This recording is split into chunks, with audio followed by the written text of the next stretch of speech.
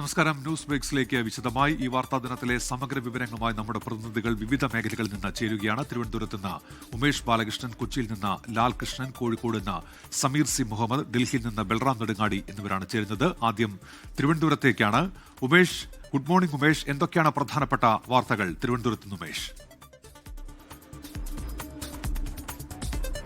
Good morning Unmesh. ഇന്ന് വീണ്ടും നിയമസഭ തുടങ്ങുകയാണ്. കഴിഞ്ഞ ദിവസങ്ങളിൽ ചേർന്ന നിയമസഭയിൽ വലിയ പ്രതിഷേധങ്ങൾ ഉണ്ടായിരുന്നു. മറ്റ് നടപടിക്രമങ്ങളിലേക്കൊന്നും കടക്കുന്നതിന് മുൻപ് തന്നെ പ്രതിപക്ഷവും സർക്കാർ തമ്മിൽ ഒരു വാക്പോരിലേക്ക് എത്തുകയും ഭരണപക്ഷ അംഗങ്ങളും മുദ്രാവാക്യം വിളിക്കുന്ന നിലയിലേക്ക് കാര്യങ്ങൾ എത്തുകയും ചെയ്തിരുന്നു. എന്തായാലും ഇന്നും നിയമസഭ പ്രക്ഷുബ്ധമാകാൻ തന്നെയാണ് സാധ്യത. ശബരിമല സ്വർണ്ണക്കൊള്ള നിയമസഭയിൽ പ്രതിപക്ഷം ഉന്നയിക്കും. പക്ഷേ അത് അടിയന്തര പ്രമേയമായി ഉന്നയിക്കണമോ എന്നുള്ള കാര്യത്തിൽ ഇപ്പോഴും ഒരു തീരുമാനമായിട്ടില്ല. ഒപ്പം പയ്യന്നൂരിലെ ഫണ്ട് വെട്ടിപ്പുമായി ബന്ധപ്പെട്ടുള്ള ആരോപണങ്ങൾ അതും ഇന്ന് നിയമസഭയിൽ ഉന്നയിക്കാൻ ധാരണയായിട്ടുണ്ട്. പക്ഷേ അടിയന്തര പ്രമേയമായി കൊണ്ടുവരണമെന്നുള്ള കാര്യത്തിൽ ഇപ്പോഴും തീരുമാനമായിട്ടില്ല. അതിനുശേഷം ഗവർണറുടെ നയപ്രഖ്യാപന പ്രസംഗത്തിന്മേലുള്ള നന്ദിപ്രമേയ ചർച്ചയും ഇന്ന് തുടരുകയും ചെയ്യും. അതേസമയം ഇന്ന് കോൺഗ്രസിന്റെ പ്രതിഷേധം സംസ്ഥാന വ്യാപകമായി നടക്കുന്നുണ്ട്. ശബരിമല സ്വർണ്ണക്കൊള്ളയിൽ കോൺഗ്രസ് പ്രതിഷേധം ജില്ലാ അടിസ്ഥാനത്തിൽ കളക്ടറേറ്റുകളിലേക്കും തിരുവനന്തപുരത്ത് സെക്രട്ടേറിയറ്റിലുമാണ് ധർണ നടത്തുന്നത്. KPCCയുടെ ആഹ്വാനപ്രകാരമാണ് ധർണ. രാവിലെ 11 മണി മുതൽ ധർണ ആരംഭിക്കും. തിരുവനന്തപുരത്തുള്ള ധർണയിൽ KPCC അധ്യക്ഷൻ ഒപ്പം പ്രതിപക്ഷ നേതാവ് ഉൾപ്പെടെയുള്ളവർ പങ്കെടുക്കുകയും ചെയ്യും. മറ്റൊരു പ്രധാന വാർത്ത, KPCC തെരഞ്ഞെടുപ്പ് കമ്മിറ്റി യോഗമാണ്. ഉച്ചയ്ക്ക് ശേഷം 3 മണിയോടുകൂടി KPCC തെരഞ്ഞെടുപ്പ് കമ്മിറ്റി യോഗം ചേരും. ഇന്ന് പ്രധാന ചർച്ച സ്ഥാനാർത്ഥി നിർണയം തന്നെയാണ്. സ്ഥാനാർത്ഥി നിർണയത്തിന്റെ മാനദണ്ഡങ്ങളായിരിക്കും പ്രധാനമായി ചർച്ച ചെയ്യുക. ഒപ്പം ഇപ്പോൾ സിറ്റിംഗ് MLA-മാർക്കെല്ലാം മത്സരിക്കാനുള്ള അവസരമുണ്ട്. പക്ഷേ തൃപ്പൂണിത്തുറയിൽ K ബാബു പിന്മാറിക്കഴിഞ്ഞാൽ പകരം ഒരു ആളെ കണ്ടെത്തേണ്ടതുണ്ട്. ഒപ്പം പാലക്കാട് രാഹുൽ മങ്കോട്ടത്തിന് പകരം മറ്റൊരാളെ കണ്ടെത്തേണ്ടതുണ്ട്. അതിനെല്ലാം മാനദണ്ഡങ്ങൾ നിശ്ചയിക്കും. എന്തായാലും മറ്റ് സിറ്റിംഗ് MLA, അതായത് KPCC അധ്യക്ഷൻ അടക്കമുള്ളവർ മത്സരിക്കുക എന്നുള്ള ധാരണയിലേക്ക് ഇപ്പോൾ ഒരു പരിധിവരെ എത്തിയിട്ടുണ്ട്. എന്തായാലും ഇന്നത്തെ ചർച്ച നിർണായകമാണ്. അതേസമയം ശശി തരൂർ ഇന്നത്തെ ചർച്ചയിൽ പങ്കെടുക്കാൻ സാധ്യതയില്ല എന്നാണ് വിലയിരുത്തുന്നത്. അതേസമയം K മുരളീധരൻ കഴിഞ്ഞ ദിവസം ചില എതിർപ്പുകൾ ഉന്നയിച്ചിരുന്നു. കാരണം ഡൽഹിയിൽ നടന്ന ഹൈക്കമാൻഡ് വിളിച്ച സ്ഥാനാർത്ഥി നിർണയ ചർച്ചയിൽ K മുരളീധരൻ ഉൾപ്പെടെയുള്ളവരെ, അതായത് മുൻ KPCC അധ്യക്ഷന്മാരെ പങ്കെടുപ്പിച്ചില്ല എന്നതിൽ അദ്ദേഹത്തിന് ചില എതിർപ്പുണ്ട്. അതൊരുപക്ഷെ ഇന്നത്തെ യോഗത്തിൽ ഉന്നയിക്കാനും സാധ്യതയുണ്ട്. മറ്റൊരു കാര്യം, SNDP NSS ഐക്യ നീക്കം പാളിയ സാഹചര്യത്തിൽ തുടർ പ്രതികരണങ്ങളാണ്. SNDP general secretary Vellappally Natesan കഴിഞ്ഞ ദിവസം സുകുമാരൻ നായരുടെ പ്രസ്താവനകൾക്ക് ഇന്ന് മറുപടി പറയാൻ സാധ്യതയുണ്ട്. ഇത്തരത്തിൽ SNDPയുടെ നീക്കത്തിന് പിന്നിൽ രാഷ്ട്രീയമുണ്ട് എന്നുള്ള വിമർശനമായിരുന്നു NSS ജനറൽ സെക്രട്ടറി പറഞ്ഞത്. എന്തായാലും അതിൽ മറുപടി തുടർ പ്രതികരണങ്ങൾക്കുള്ള സാധ്യതയും തുടരും. എന്നാലും രാഷ്ട്രീയ നേതൃത്വം അതിൽ വളരെ കരുതലോടെയാണ് മുന്നോട്ട് പോകുന്നത്. 24 പുറത്തു കൊണ്ടുവന്ന വാർത്തയാണ് വിളപ്പിശാലയിലെ ചികിത്സാ നിഷേധത്തെ തുടർന്ന് യുവാവ് മരിച്ച പരാതി. എന്തായാലും ആ പരാതിയിൽ ആരോഗ്യവകുപ്പ് ഡയറക്ടർ ഇന്ന് ആരോഗ്യമന്ത്രിക്ക് റിപ്പോർട്ട് കൈമാറിയേക്കും. DMO തയ്യാറാക്കി നൽകിയ റിപ്പോർട്ടാണ് കൈമാറുന്നത്. ആശുപത്രി അധികൃതരുടെ ന്യായീകരണം, തങ്ങൾ ചികിത്സ വൈകിപ്പിക്കുകയോ ചികിത്സ നിഷേധിക്കുകയോ ചെയ്തിട്ടില്ല. മെഡിക്കൽ കോളേജിലേക്ക് കൊണ്ടുപോകാനുള്ള ആരോഗ്യസ്ഥിതി അത്രത്തോളം മോശമായിരുന്നു. അതുകൊണ്ട് തന്നെ മെഡിക്കൽ കോളേജിലേക്ക് കൊണ്ടുപോകാൻ പറഞ്ഞു. പ്രാഥമിക ചികിത്സ നൽകിയ ശേഷമാണ് വിട്ടയച്ചത് എന്നാണ് ആശുപത്രി അധികൃതരുടെ വാദം. അതേസമയം കുടുംബം പൂർണ്ണമായി പറയുന്നുണ്ട് ഇത്തരത്തിൽ പ്രാഥമിക ചികിത്സ നൽകാൻ പോലും തയ്യാറായിട്ടില്ല എന്നുള്ളത്. എന്തായാലും അക്കാര്യത്തിലെല്ലാം വിശദമായ റിപ്പോർട്ട് സമർപ്പിക്കും. ആ റിപ്പോർട്ടിന്മേലായിരിക്കും തുടർ നടപടി ആരോഗ്യമന്ത്രിയുടെ ഭാഗത്തുനിന്ന് ഉണ്ടാവുക. ശരി, ഉമേഷ് ബാലകൃഷ്ണനാണ് തിരുവനന്തപുരത്ത് നിന്നുള്ള വാർത്തകൾ സംബന്ധിച്ച വിവരങ്ങൾ നൽകിയത്. ഇപ്പോൾ വരുന്ന ഒരു പ്രധാനപ്പെട്ട വാർത്തയിലേക്ക് നമ്മൾ ഇനി പോകുന്നു. നെടുമ്പാശ്ശേരി അന്താരാഷ്ട്ര വിമാനത്താവളത്തിൽ നിന്ന് 4 കോടി രൂപ വില വരുന്ന ലഹരി മരുന്ന് പിടികൂടി. ദോഹയിൽ നിന്ന് കൊണ്ടുവന്ന 4 കിലോ മെത്താക്കുലിനുമായി പശ്ചിമാഫ്രിക്കൻ രാജ്യമായ ടോഗോ സ്വദേശിയായ യുവതി പിടിയിലായിരിക്കുന്നു. ലാൽ കൃഷ്ണൻ വിവരങ്ങളുമായി ചേരുന്നുണ്ട്. ലാൽ, എന്തൊക്കെയാണ് വിശദാംശങ്ങൾ? പുലർച്ചെയാണ് കസ്റ്റംസും അതോടൊപ്പം തന്നെ കൊച്ചി അന്താരാഷ്ട്ര വിമാനത്താവളത്തിന്റെ സെക്യൂരിറ്റി വിംഗും ചേർന്ന് നടത്തിയ പരിശോധനയിൽ ഈ 4 കിലോ വരുന്ന ലഹരി വസ്തു പിടികൂടിയത്. ഇത് മെത്താഫിലിനാകാനുള്ള സാധ്യതയാണ് എന്നുള്ളതാണ് പ്രാഥമിക അന്വേഷണത്തിൽ പൂർത്തിയായിട്ടുള്ളത്. അത് തുടർ പരിശോധനയ്ക്ക് വിധേയമാക്കുന്നുണ്ട്. എന്താണെങ്കിലും ടോഗോ സ്വദേശിയായ യുവതി ഇവർ ദോഹയിൽ നിന്ന് കൊച്ചിയിലേക്ക് എത്തിയതാണ്. ഡൽഹിയിലേക്കുള്ള യാത്രാമധ്യയാണ് ഇവർ കൊച്ചി വിമാനത്താവളത്തിൽ ഇറങ്ങിയത്. ഇവർ കൊണ്ടുവന്ന ബാഗിൽ, ചെക്ക് ഇൻ ചെയ്ത ബാഗിനകത്തു നിന്നാണ് ഈ 4 കിലോ വരുന്നത്. ഏകദേശം 4 കോടിക്ക് മുകളിൽ വില വരാൻ സാധ്യതയുണ്ട് എന്നുള്ളതാണ് കസ്റ്റംസ് നിലവിൽ കണക്കുകൂട്ടുന്നത്. ഈ ലഹരി വസ്തു പിടികൂടിയിട്ടുള്ളത്. മാത്രമല്ല ബാഗിൻ്റെ ഏറ്റവും അടിത്തട്ടിൽ പ്രത്യേക മറകൾ തയ്യാറാക്കി അതിൽ സൂക്ഷിച്ച നിലയിലായിരുന്നു ഈ ലഹരി വസ്തു ഉണ്ടായിരുന്നത്. ഇവരൊരു കാരിയറാണ് എന്നുള്ളത് തന്നെയാണ് പ്രാഥമിക നിഗമനം. തുടർ പരിശോധനകളും മറ്റു കാര്യങ്ങളും നടത്തുകയാണ്. യുവതിയാണ് അറസ്റ്റിലായിട്ടുള്ളത്. ശരി, ലാൽ കൃഷ്ണനാണ് വിവരങ്ങൾ നൽകിയത്. നെടുമ്പാശ്ശേരി അന്താരാഷ്ട്ര വിമാനത്താവളത്തിലാണ് 4 കോടിയുടെ ലഹരി വേട്ട ഇപ്പോൾ നടന്നിരിക്കുന്നത്. നമ്മളിനി കോഴിക്കോട്ടേക്ക് പോകുന്നു. സമീർ സി മുഹമ്മദാണ് അവിടെ നിന്ന് ചേരുന്നത്. Sameer, good morning. എന്തൊക്കെ പ്രധാനപ്പെട്ട വാർത്തകൾ കോഴിക്കോട് നിന്നും വടക്കൻ കേരളത്തിൽ നിന്നും? സമീർ.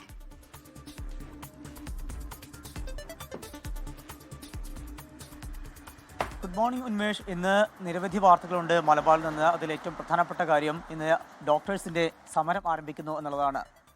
KGMCTയുടെ നേതൃത്വത്തിലാണ് ഡോക്ടേഴ്സ് ഇന്ന് മുതൽ അനിശ്ചിതകാല സമരം ആരംഭിക്കുന്നത്. അതേ തുടർന്ന് മെഡിക്കൽ കോളേജുകളൊക്കെ തന്നെ ഇന്ന് വലിയ പ്രതിസന്ധിയിലാവും എന്നുള്ളതാണ് ഏറ്റവും പ്രധാനപ്പെട്ട കാര്യം. ഇതുമായി ബന്ധപ്പെട്ട് കഴിഞ്ഞ ദിവസം ഒക്കെ തന്നെ അവർ ആരോഗ്യമന്ത്രിയൊക്കെ കാണുകയും അതുമായി ബന്ധപ്പെട്ട നിവേദനം നൽകുകയും ഒക്കെ ചെയ്തിരുന്നു. പക്ഷേ അതിനൊന്നും ഒരു പരിഹാരം ഉണ്ടാവാത്ത സാഹചര്യത്തിലാണ് ഇപ്പോൾ ഈ വിധത്തിലുള്ള ഒരു അനിശ്ചിതകാല സമരത്തിലേക്ക് നീങ്ങുന്നത് എന്നാണ് ഡോക്ടേഴ്സ് പറയുന്നത്. അധ്യാപക സംഘടനയായിട്ടുള്ള KGMCTയുടെ നേതൃത്വത്തിലാണ് ഇപ്പോൾ DAയും അതുപോലെ തന്നെ മറ്റേ കാലോചിതമായിട്ടുള്ള ശമ്പള പരിഷ്കരണം ഉൾപ്പെടെയുള്ള കാര്യങ്ങൾ മുൻനിർത്തിക്കൊണ്ട് ഡോക്ടേഴ്സ് ഇന്നു മുതൽ അനിശ്ചിതകാല സമരത്തിലേക്ക് പോകുന്നത്. OP ബഹിഷ്കരണം, അതുപോലെ തന്നെ അടിയന്തരമല്ലാത്ത ശസ്ത്രക്രിയകളൊന്നും തന്നെ ഉണ്ടാകില്ല തുടങ്ങിയിട്ടുള്ള കാര്യങ്ങളൊക്കെ തന്നെ നേരത്തെ തന്നെ വ്യക്തമാക്കിയിട്ടുണ്ട്. ഇതുമായി ബന്ധപ്പെട്ട് മെഡിക്കൽ കോളേജുകളിൽ ഇന്ന് 10 മണി മുതൽ പ്രതിഷേധ സമരമുണ്ടാകും. ഏറ്റവും പ്രധാനപ്പെട്ട കാര്യം സെക്രട്ടേറിയറ്റ് പടിക്കൽ രാവിലെ 10 മണി മുതൽ അവിടെയും സമരം ഉണ്ടാകുമെന്ന കാര്യമാണ് ഈ ഡോക്ടേഴ്സ് വ്യക്തമാക്കുന്നത്. ഈ വിഷയത്തിൽ ഒരു പരിഹാരം ഉണ്ടായില്ല എങ്കിൽ വലിയ പ്രതിസന്ധിയിലേക്ക് മെഡിക്കൽ കോളേജുകൾ എത്തും എന്നതിൽ സംശയമില്ല. ഇതാണ് ഏറ്റവും പ്രധാനപ്പെട്ട ഒരു കാര്യം. അതുപോലെ തന്നെയാണ് മറ്റൊരു പ്രധാനപ്പെട്ട കാര്യമുള്ളത്. CPIM നേതാവായിട്ടുള്ള V കുഞ്ഞികൃഷ്ണൻ തൊടുത്തുവിട്ട ഒരു പ്രതിസന്ധി. അത് CPM വലിയ പ്രയാസത്തിലായിരിക്കുന്നു. കണ്ണൂർ ജില്ലാ നേതൃത്വം വലിയ പ്രതിക്കൂട്ടിലാണ്. രക്തസാക്ഷി ധനരാജിന് വേണ്ടിക്കൊണ്ട് പണം സമാഹരിക്കുകയും പക്ഷേ അതിൽ വലിയൊരു തുക പാർട്ടി തന്നെ അപഹരിച്ചു. പ്രധാനമായും പയ്യന്നൂർ MLA TI മധുസൂദനാണ് അപഹരിച്ചത് എന്നുള്ളതായിരുന്നു V കുഞ്ഞികൃഷ്ണൻ നൽകിയിട്ടുള്ള ഒരു വെളിപ്പെടുത്തൽ. അതുമായി ബന്ധപ്പെട്ട് നേരത്തെ തന്നെ പാർട്ടി അന്വേഷിച്ചതും ഒരു അന്വേഷണ കമ്മീഷൻ നിയോഗിച്ച് ആ റിപ്പോർട്ടൊക്കെ പാർട്ടിയിൽ ജില്ലാ കമ്മിറ്റി ചർച്ച ചെയ്തതുമാണ്. പക്ഷേ അതിനകത്തൊന്നും വസ്തുതയില്ല എന്നുള്ള നിലപാട് V കുഞ്ഞികൃഷ്ണൻ ആരോപിക്കുന്നു. അതോടൊപ്പം തന്നെ അതുമായി ബന്ധപ്പെട്ട് കൂടുതൽ വെളിപ്പെടുത്തലുമായിക്കൊണ്ട് കുഞ്ഞികൃഷ്ണൻ പുറത്തു വരികയും ചെയ്തു. ആ സംഭവവുമായി ബന്ധപ്പെട്ട് ഇപ്പോൾ തുടർ നടപടിയിലേക്ക് CPM കടന്നിരിക്കുന്നു. ഇന്നു മുതൽ വിശദീകരണ യോഗം നടത്താനാണ് ഇപ്പോൾ CPIM നേതൃത്വം തീരുമാനിച്ചിരിക്കുന്നത്. ഈ സംഭവത്തിലുള്ള കമ്മീഷന്റെ റിപ്പോർട്ട് ഈ വിശദീകരണ യോഗത്തിൽ അവർ ചർച്ച ചെയ്യും. അതുമായി ബന്ധപ്പെട്ടുള്ള കൂടുതൽ നടപടികളും CPIMന്റെ ഭാഗത്തുനിന്നുണ്ടാവും. CPIM പ്രതിരോധം തീർക്കുകയാണ് കുഞ്ഞികൃഷ്ണന്റെ വിഷയത്തിൽ. അതോടൊപ്പം തന്നെ ആ വിഷയത്തിൽ ഒരു തെറ്റും പാർട്ടിക്ക് സംഭവിച്ചിട്ടില്ല എന്നുള്ള നിലപാട് ആവർത്തിക്കുകയാണ് CPIM ചെയ്യുന്നത്. മറ്റൊരു പ്രധാനപ്പെട്ട വാർത്തയുള്ളത് ബസ് യാത്രക്കിടയിൽ മോശമായി പെരുമാറി ലൈംഗികാതിക്രമം ഉണ്ടായി എന്നുള്ള ആരോപണം ഉണ്ടാകുകയും ആ ആരോപണത്തെ തുടർന്ന് യുവാവ് ആത്മഹത്യ ചെയ്ത സംഭവവുമായി ബന്ധപ്പെട്ടാണ്. കോഴിക്കോട് ഗോവിന്ദപുരം സ്വദേശിയായിട്ടുള്ള ദീപക് എന്ന 42-കാരനാണ് ആത്മഹത്യ ചെയ്തത്. ആ ആത്മഹത്യ ചെയ്ത കേസിൽ ഷിംജിദ മുസ്തഫ എന്നുള്ള ആ പ്രതിയാണ് ഈ കേസുമായി ബന്ധപ്പെട്ട് അറസ്റ്റിലായിരിക്കുന്നത്. പ്രതി ഇപ്പോൾ റിമാൻഡിൽ കഴിയുകയാണ്. ഈ പ്രതിയുടെ ജാമ്യാപേക്ഷ ഇന്ന് Kunnamangalam first class judicial magistrate കോടതി പരിഗണിക്കുന്നുണ്ട്.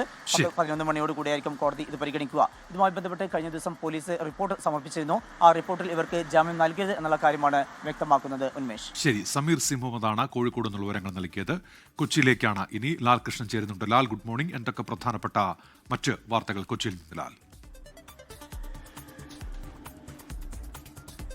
പ്രധാനപ്പെട്ട വാർത്ത എന്ന് പറയുന്നത് സ്വർണ്ണക്കൊള്ളയുമായി ബന്ധപ്പെട്ടുകൊണ്ടുള്ള ഭണ്ഡാരിയുടെ ജാമ്യാപേക്ഷ തന്നെയാണ്. ഈ കേസുമായി ബന്ധപ്പെട്ടുകൊണ്ട് അറസ്റ്റ് നിയമവിരുദ്ധമായിരുന്നു എന്നുള്ളത് തന്നെയാണ് ഇദ്ദേഹം പ്രധാനമായിട്ടും ആരോപിച്ചിട്ടുള്ളത്. ഹൈക്കോടതിയിൽ ഇതുമായി ബന്ധപ്പെട്ടുകൊണ്ടുള്ള തുടർവാദങ്ങൾ നടക്കും.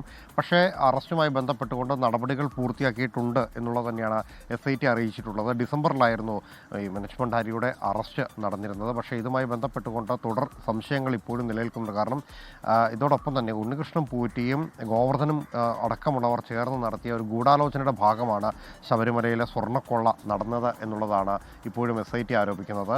ആ ആരോപണം തെളിയിക്കുന്നതിന് വേണ്ടിയിട്ടുള്ള കൃത്യമായ തെളിവുകളും ഇതിനോടകം തന്നെ ഹൈക്കോടതിയിൽ സമർപ്പിച്ചിട്ടുണ്ട്. അതുകൊണ്ട് തന്നെ ജാമ്യം നൽകരുത് എന്ന എതിർ സത്യവാങ്മൂലം ഉന്നയിച്ചുകൊണ്ട് തന്നെയായിരിക്കും SIT ഇതിനെ നേരിടുന്നത്.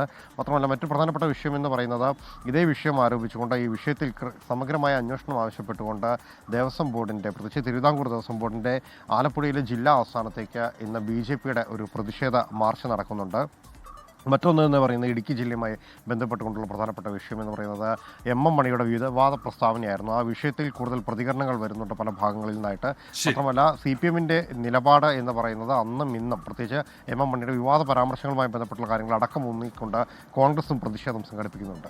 ശരി, ലാൽകൃഷ്ണനാണ് വിവരങ്ങൾ നൽകിയത്. കൊച്ചിയിൽ ഡൽഹിയിലേക്കാണ് ബൽറാം നെടുങ്ങാടി ഇപ്പോൾ വിവരങ്ങളുമായി ചേരുന്നുണ്ട്. Balram, good morning. എന്തൊക്കെ പ്രധാനപ്പെട്ട വാർത്തകൾ രാജ്യതലസ്ഥാനത്ത് നിന്ന്? Balram. Unmesh, very good morning. രാജ്യതലസ്ഥാനത്ത് നിന്നും ഒട്ടേറെ പ്രധാനപ്പെട്ട വാർത്തകൾ ഇന്ന് പ്രതീക്ഷിക്കുന്നുണ്ട്. അതിൽ ഏറ്റവും പ്രധാനം എന്നുള്ളത് ഇന്ത്യ യൂറോപ്യൻ യൂണിയൻ വ്യാപാര കരാറുമായി ബന്ധപ്പെട്ടുള്ള, സ്വതന്ത്ര വ്യാപാര കരാറുമായി ബന്ധപ്പെട്ടുള്ള പ്രഖ്യാപനം ഇന്ന് ഉണ്ടാകും.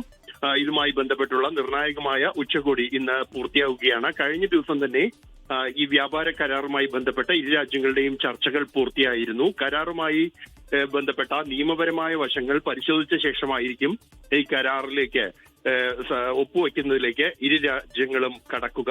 6 മാസത്തിനകം ഈ ഒരു നടപടി ഉണ്ടാകുമെന്നാണ് പ്രതീക്ഷിക്കുന്നത്. അടുത്ത വർഷത്തോടെയായിരിക്കും കരാർ പ്രാബല്യത്തിൽ വരിക. ലോകത്തിലെ തന്നെ ഏറ്റവും വലിയ സ്വതന്ത്ര വ്യാപാര കരാർ എന്നാണ് ഈ ഒരു കരാറിനെ വിശേഷിപ്പിക്കുന്നത്.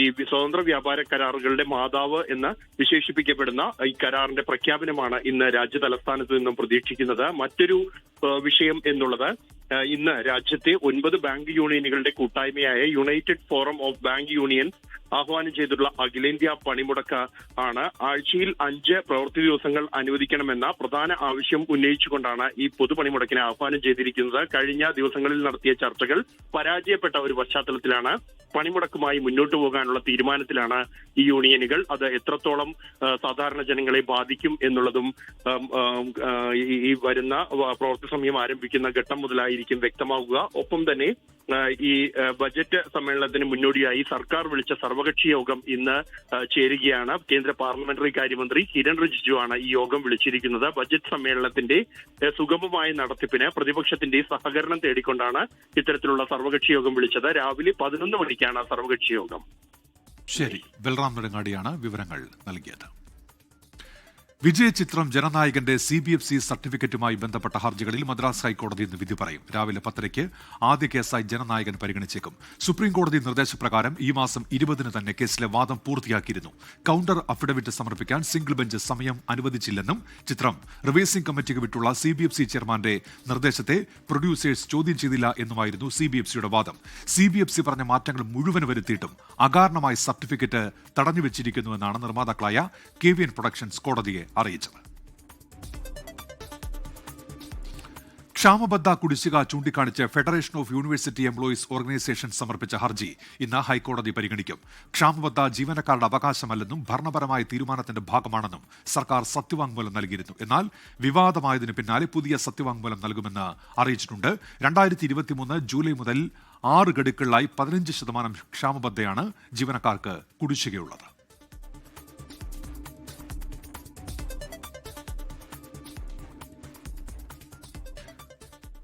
ട്വന്റി4 കണക്റ്റും കെ ചിറ്റിലപ്പള്ളി ഫൗണ്ടേഷനും ചേർന്ന് നിർമ്മിക്കുന്ന എറണാകുളം ജില്ലയിലെ 4ാമത്തെ വീടിന്റെ താക്കോൽ കൈമാറി. ചെല്ലാനം കടവിൽ പറമ്പിൽ കൊച്ചുത്രേസിക്കും കുടുംബത്തിനുമാണ് വീടൊരുങ്ങിയത്.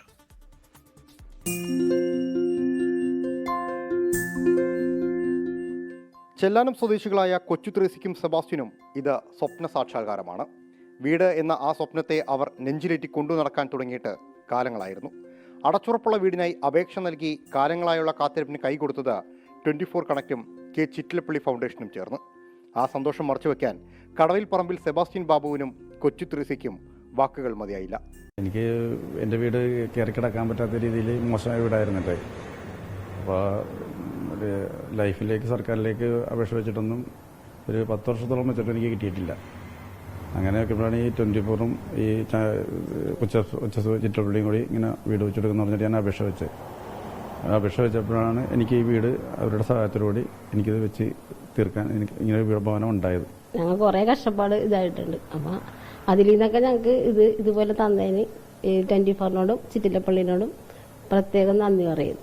കെ ചിറ്റിലപ്പള്ളി ഫൗണ്ടേഷനോട് ചേർന്ന് 24 കണക്ട് എറണാകുളം ജില്ലയിൽ നിർമ്മിച്ച 4ാമത്തെ വീടിന്റെ താക്കോൽ 24 അസിസ്റ്റന്റ് ന്യൂസ് എഡിറ്റർ ലാൽകൃഷ്ണൻ കൈമാറി. പദ്ധതിയുമായി ബന്ധപ്പെട്ട മറ്റു വീടുകളുടെ നിർമ്മാണം പുരോഗമിക്കുകയാണ് എന്ന 24 കണക്ട് കോർഡിനേറ്റർ ബീന ജഗദീശൻ.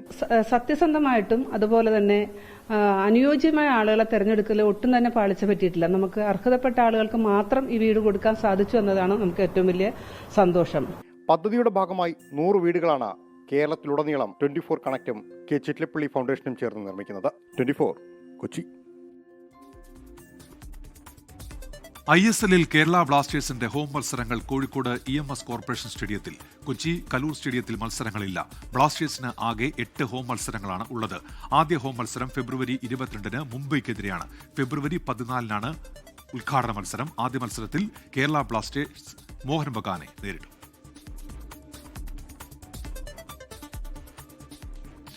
ലോകത്തിലെ ഏറ്റവും വലിയ ഭക്ഷ്യമേളയായ ഗൾഫ് ഫുഡ്സിന് ദുബായിൽ തുടക്കമായി. ദുബായ് വേൾഡ് ട്രേഡ് സെന്ററിലും എക്സ്പോ സിറ്റിയിലുമാണ് ഇത്തവണത്തെ ഗൾഫ് ഫുഡ് നടക്കുന്നത്. 10 ബില്യൺ ദിർഹമാണ് ഗൾഫ് ഫുഡിനായി ചെലവഴിക്കുന്നതെന്ന് ദുബായ് ഭരണാധികാരി Sheikh Mohammed bin Rashid Al Maktoum വ്യക്തമാക്കി. ലോകത്തിലെ ഏറ്റവും വലിയ ഭക്ഷ്യമേള ഇതാ വീണ്ടും ദുബായിൽ തുടങ്ങിയിരിക്കുന്നു.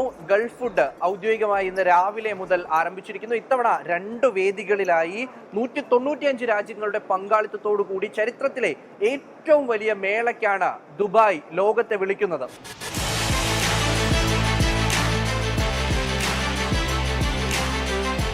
ഉപ്പ് തൊട്ട് കർപ്പൂരം വരെ എന്ന പറച്ചിൽ മതിയാവില്ല ഗൾഫ് ഫുഡിലെ കാഴ്ചകളെ വിവരിക്കാൻ. ലോകത്തുള്ള ഏതാണ്ട് എല്ലാ ഭക്ഷ്യപാനീയങ്ങളുടെയും വിപുലമായ പ്രദർശനം, 195 രാജ്യങ്ങൾ, 8500-ലധികം പ്രദർശകർ. ഒരിടത്ത് മാത്രമായി ഒതുക്കി നടത്താനാകാത്ത തരത്തിൽ ഗൾഫ് ഫുഡ് വളരുകയാണ്. ഇത്തവണ ദുബായ് വേൾഡ് ട്രേഡ് സെന്ററിനൊപ്പം എക്സ്പോ സിറ്റിയും വേദിയാകുന്നു. ഏകദേശം 15 കോടി ഭക്ഷ്യപാനീയ ഉൽപ്പന്നങ്ങളാണ് പ്രദർശിപ്പിക്കുന്നത്. ഇതിൽ 40% പുതുതായി എത്തുന്നവ. വമ്പൻ രാജ്യങ്ങൾ മുതൽ കുഞ്ഞന്മാർക്ക് വരെ ഗൾഫ് ഫുഡിൽ ഇടമുണ്ട്. ഇന്ത്യയാണ് ഔദ്യോഗിക കൺട്രി പാർട്ട്ണർ. ആദ്യ ദിനം മുതൽ വലിയ ആവേശത്തോടെയാണ് ഗൾഫ് ഫുഡിനെ സന്ദർശകർ ഏറ്റെടുക്കുന്നത്. And I really appreciate how well is it organized, how many people we can find here doing different things with different branches. But Dubai, I feel the heart of Dubai in being here, you know, and it's very nice experience for me. Gulf Food is the biggest exhibition in the world, and there is a lot of exhibitors from all of the world and very good quality of products, so you can find everything what you need. 10 million ദിർഹമാണ് മേളയ്ക്കായി ചെലവഴിക്കുന്നതെന്ന് Dubai ഭരണാധികാരി Sheikh Mohammed bin Rashid Al Maktoum എക്സിൽ കുറിച്ചു.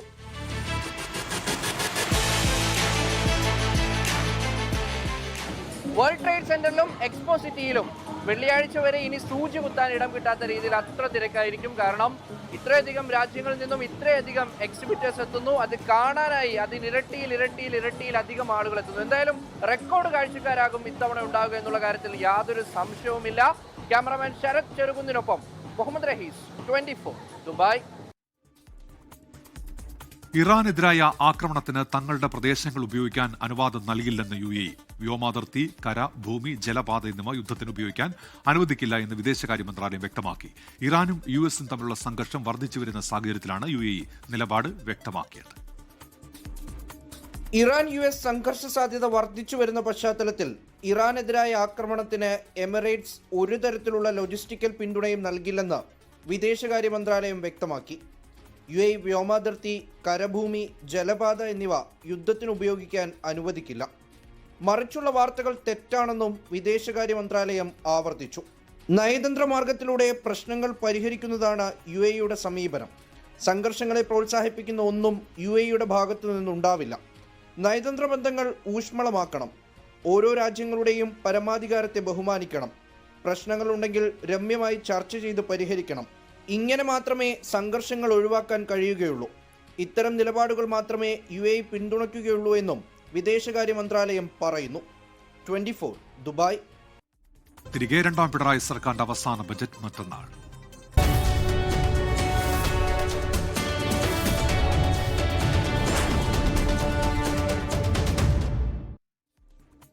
കടുത്ത സാമ്പത്തിക പ്രതിസന്ധിക്കിടയിലും നിയമസഭാ തെരഞ്ഞെടുപ്പ് മുന്നിൽ കണ്ട് ബജറ്റ് അവതരിപ്പിക്കാൻ ധനമന്ത്രി KN ബാലഗോപാൽ.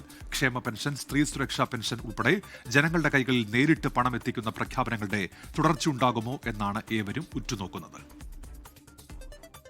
നിയമസഭാ തെരഞ്ഞെടുപ്പാണ്. എല്ലാ വിഭാഗത്തെയും തൃപ്തിപ്പെടുത്തുന്ന ബജറ്റ് വേണം. പക്ഷേ അതിന് ധനമന്ത്രി KN ബാലഗോപാൽ ചില പ്രതിസന്ധികൾ കൂടി മറികടക്കണം. കേന്ദ്ര സർക്കാരുമായുള്ള ധനവിനിയോഗ തർക്കങ്ങൾ, കടമെടുപ്പ് പരിധിയിലെ നിയന്ത്രണം, GSTയിലെ കുറവ്, പ്രതിസന്ധികൾ ഇങ്ങനെ നീളുന്നു. എന്നാൽ പ്രതീക്ഷ തരുന്ന ചില ഘടകങ്ങൾ കൂടിയുണ്ട്. സംസ്ഥാനത്ത് ഉയരുന്ന വരുമാനം, 16ാം ധനകാര്യ കമ്മീഷന്റെ റിപ്പോർട്ട്, GST കുറച്ചിട്ടും വരുമാനത്തിൽ കാര്യമായ ഇടിവ് വരാത്ത സാഹചര്യവും അനുകൂലമാണ്.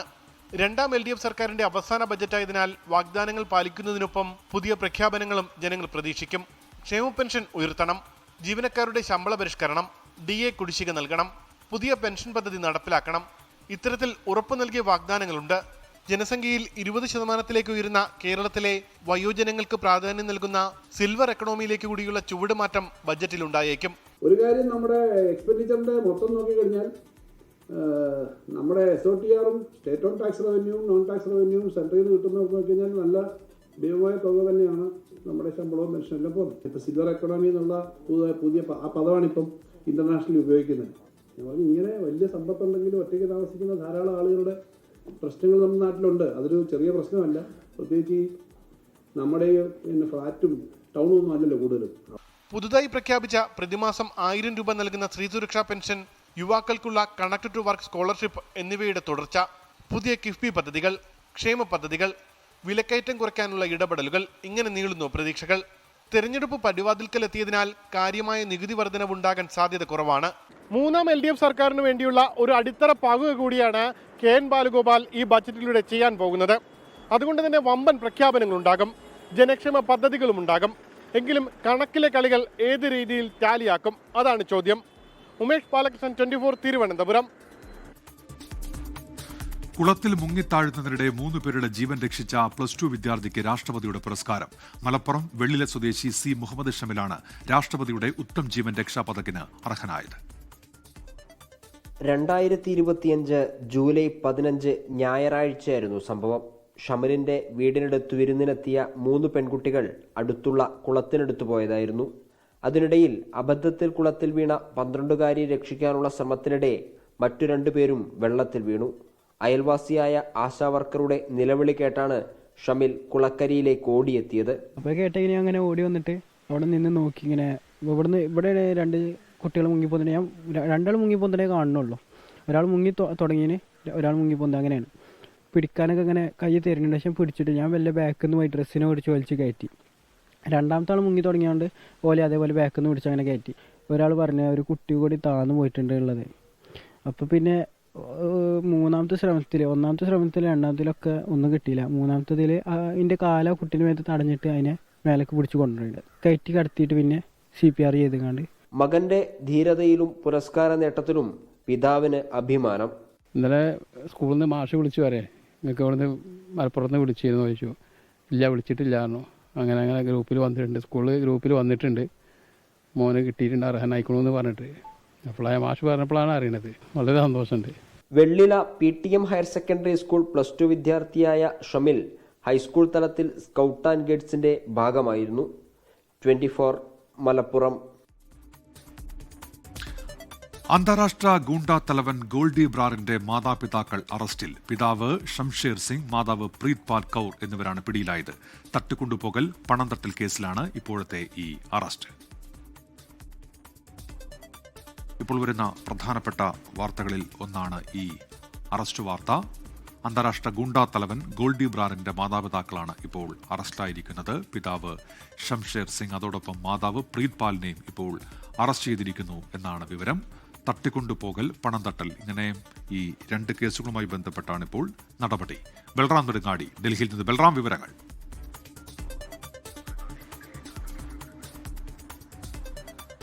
ഉന്മേഷ്, കുപ്രസിദ്ധ ഗുണ്ടാ നേതാവ് ഗോൾഡി ബ്രാറിന്റെ മാതാപിതാക്കളെയാണ് പോലീസ് അറസ്റ്റ് ചെയ്തിരിക്കുന്നത്. വിദേശത്ത് കേന്ദ്രീകരിച്ചുകൊണ്ട് രാജ്യത്ത് ഭീകരപ്രവർത്തനങ്ങൾ, ഗുണ്ടാ പ്രവർത്തനങ്ങൾ എന്നിവ നടത്തുന്ന ഈ ഗുണ്ടാ നേതാക്കൾക്ക് എതിരായ കർശനമായ നടപടിക്ക് പഞ്ചാബ് പോലീസ് രൂപം നൽകിയിരുന്നു. ഇതിന്റെ ഭാഗമായി ഇത്തരത്തിൽ ഗുണ്ടാ സംഘങ്ങളുമായി പ്രവർത്തിക്കുന്ന 1200 പേരുടെ പട്ടികയും അവരുടെ ബന്ധുക്കളായ 600 പേരുടെ പട്ടികയും പഞ്ചാബ് പോലീസ് തയ്യാറാക്കിയിരുന്നു. ഇതിനെ തുടർന്നാണ് ഇപ്പോൾ ഗോൾഡി ബ്രാറിന്റെ മാതാപിതാക്കളെ അറസ്റ്റ് ചെയ്തിരിക്കുന്നത്. 2024 നടന്ന ഒരു തട്ടിക്കൊണ്ടുപോകൽ, പണം തട്ടൽ കേസുമായി ബന്ധപ്പെട്ടാണ് ഗോൾഡി ബ്രാറിന്റെ മാതാപിതാക്കൾ, പിതാവ് ഷംഷേർ സിംഗ്, മാതാവ് പ്രീത്പാൽ കൗർ എന്നിവരെ പഞ്ചാബ് പോലീസ് അറസ്റ്റ് ചെയ്തിരിക്കുന്നത്.